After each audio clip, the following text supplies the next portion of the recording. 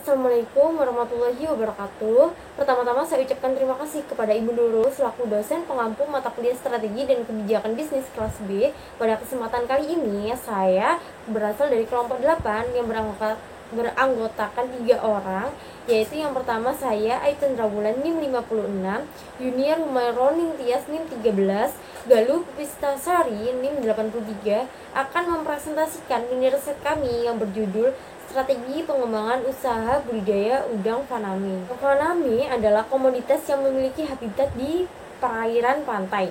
Udang faname merupakan salah satu komoditas yang diimpor dari beberapa negara di Asia. Salah satunya adalah Indonesia. Budidaya udang sudah lama dibudidayakan di Indonesia oleh para petani tambak.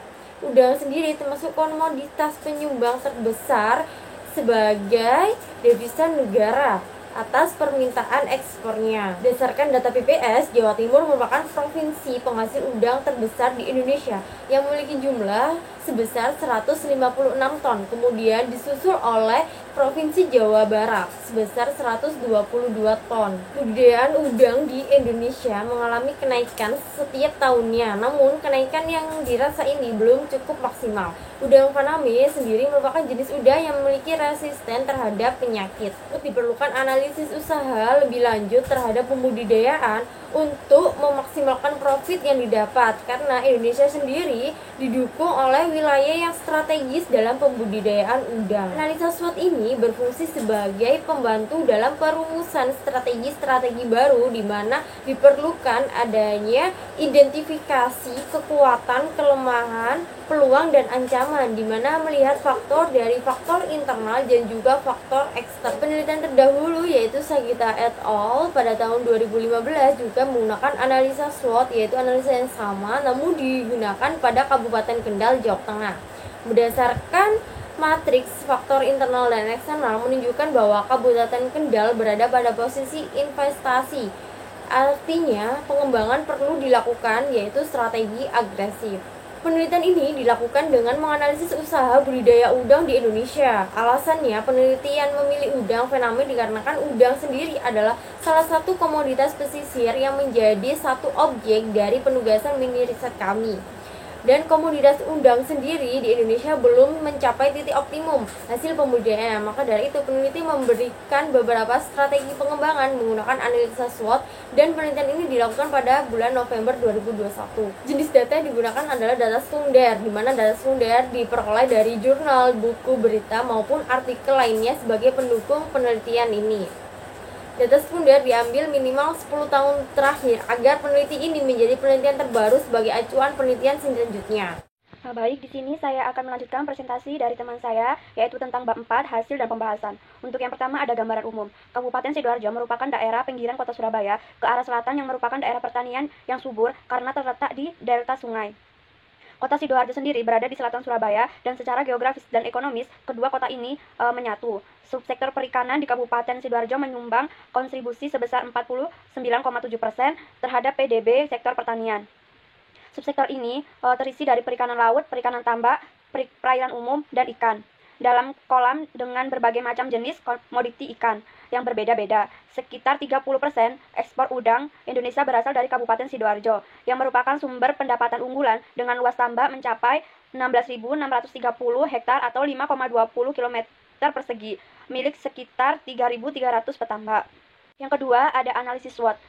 Terdapat identifikasi faktor internal. Pertama, kekuatan. 1. Lokasi dekat dengan bahan baku dan transportasi mudah. 2. Produk yang dihasilkan berkualitas. 3. Hubungan baik dengan pelanggan. 4.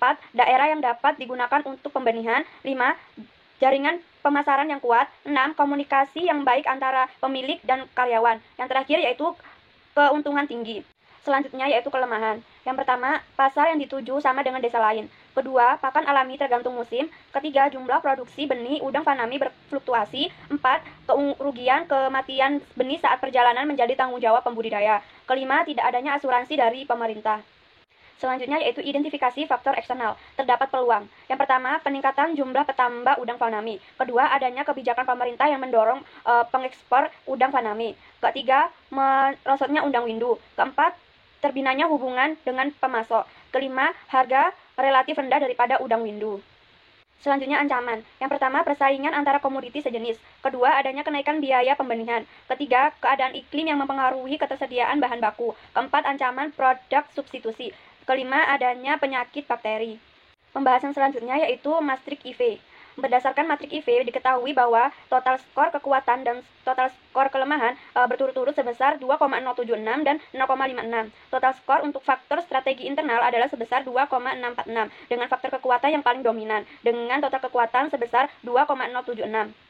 Hal ini menunjukkan bahwa budidaya udang faname memiliki faktor kekuatan yang dominan dengan ditunjukkan oleh komunikasi yang baik antara pemilik dan karyawan dengan bobot sebesar 0,093. Pembahasan selanjutnya yaitu matrik EV. Berdasarkan matrik EV, diketahui bahwa total skor peluang dan total skor ancaman berturut-turut sebesar 1,494 dan 1,379. Total skor untuk faktor strategi eksternal adalah sebesar 3,157. Dengan demikian menunjukkan total peluang lebih besar dengan total ancaman sebesar 1,494 lebih besar dari 1,379. Hal ini menunjukkan bahwa budidaya udang faname memiliki faktor peluang yang lebih dominan dengan ditunjukkannya merosotnya udang windu dengan nilai bobot sebesar 0,150. Pada matriks IE dapat dilihat bahwasanya posisi pemetaan faktor internal dan juga eksternal pada diagram matriks berada di kuadran 1, di mana yang berarti ada posisi positif dengan melihat faktor kekuatan yang paling dominan. Rekomendasi strategi yang diberikan adalah progresif, di mana organisasi dalam kondisi prima dan juga mantap, sehingga sangat dimungkinkan untuk terus melakukan ekspansi, memperbesar pertumbuhan dan juga meraih kemajuan secara maksimal.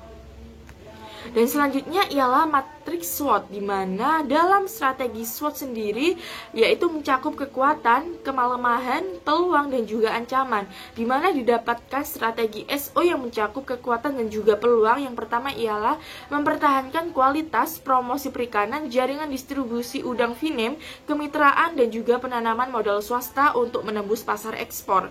Yang kedua ialah peningkatan lahan budidaya dan pemanfaatan sumber daya yang ada dengan dukungan pemerintah. Yang kedua ialah strategi WO yang mencakup kelemahan dan juga peluang, di mana yang pertama ialah optimalisasi pemberdayaan, peningkatan jumlah unit-unit pembenihan dan perbaikan sarana prasarana budidaya.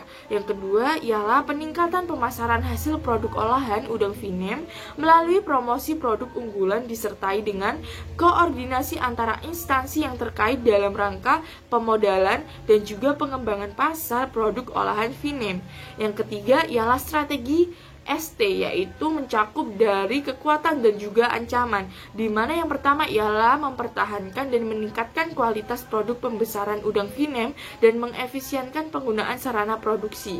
Yang kedua ialah pengelolaan sumber daya alam dan limbah secara maksimal oleh pemerintah dan juga masyarakat. Nah, selanjutnya ialah ada strategi WT, di mana dalam strategi WT yaitu mencakup kelemahan dan juga ancaman, yaitu yang pertama meningkatkan kualitas sumber daya petani secara teknis, moral, dan juga spiritual melalui kegiatan pembinaan untuk memaksimalkan produksi dan daya saing udang finem. Yang kedua ialah menjalin kerjasama dengan masyarakat sekitar dalam rangka menjaga keharmonisan dan juga menambah kesempatan kerja sendiri. Sehingga berdasarkan hasil dari penelitian yang kami teliti didapatkan, maka peneliti memberikan masukan bahwasanya perlu adanya sosialisasi lebih dari pemerintah untuk petani tambak udang untuk meningkatkan usaha tambak udangnya dengan melalui pelatihan dan juga penambahan informasi lebih terhadap pemasaran udang finem ini sendiri, agar petani memahami jalur dan juga alur usaha tambak udang sehingga dapat meningkatkan produktivitasnya.